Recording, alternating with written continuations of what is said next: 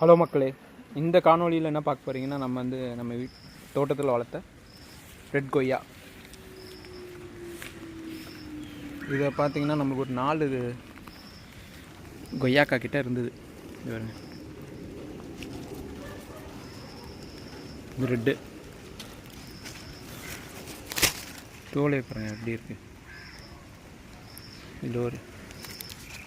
இது எல்லாமே பறிச்சிட போகிறோம் இன்றைக்கி. வீட்டில் கட் பண்ணி பார்ப்போம் எப்படி இருக்குன்னு. இது கொஞ்சம் அடிபட்டு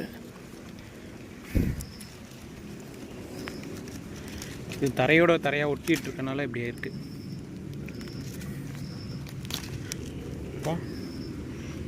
இது ஒரு கொய்யா ரெட் கலர். இனிமேல் பார்த்துருக்க மாட்டீங்க மோஸ்ட்லி. எனக்கு வந்து ஆச்சரியமாக கிடச்ச செடி எப்படி இருக்கு பாருங்க. இது ஒரு 6 அடி ஹைட் தான் இருக்குது.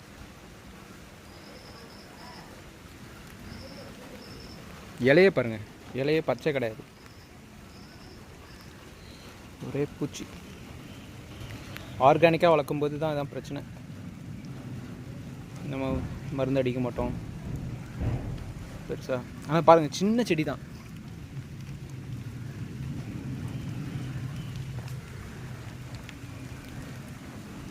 சரி, நான் உங்களுக்கு வெட்டி காமிக்கிறேன் எப்படி இருக்குன்னு பாருங்கள்.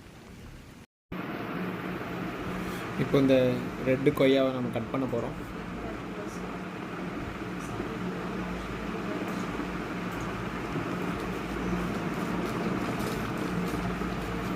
ஒரு ஆர்கானிக்காக வளர்த்ததுனால நம்மளுக்கு உள்ள எதிர்பார்த்த மாதிரி உள்ள புழு இருக்கு.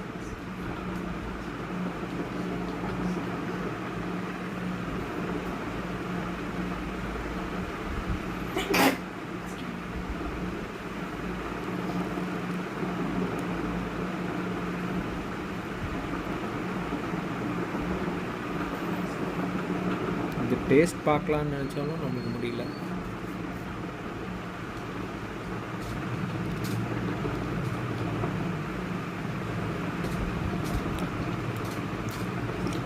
லைட்டாக புளிக்குது, இன்னும் கொய்யா மாதிரி தான் இருக்கு. இது டேஸ்ட் பண்ணி பார்ப்போம்.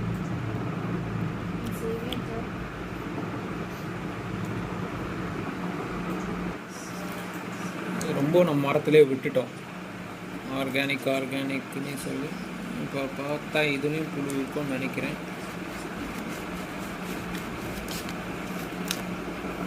இல்லைங்க, இல்லை, புழு எதுவும் இல்லை. இது நீட்டாக இருக்கு.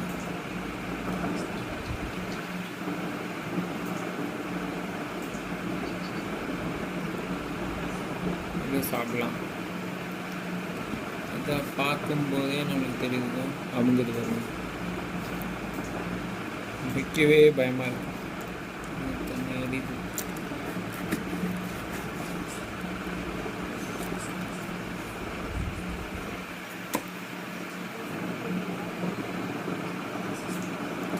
இது பாருங்க, புழு போது பாருங்க உள்ள.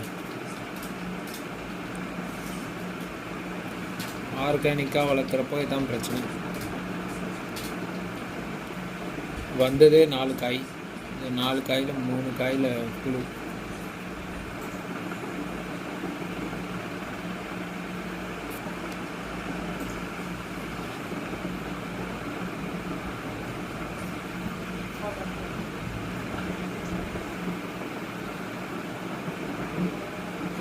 இது 2 பீஸ் சாப்பிடலாம். தேங்க்ஸ் மக்களே.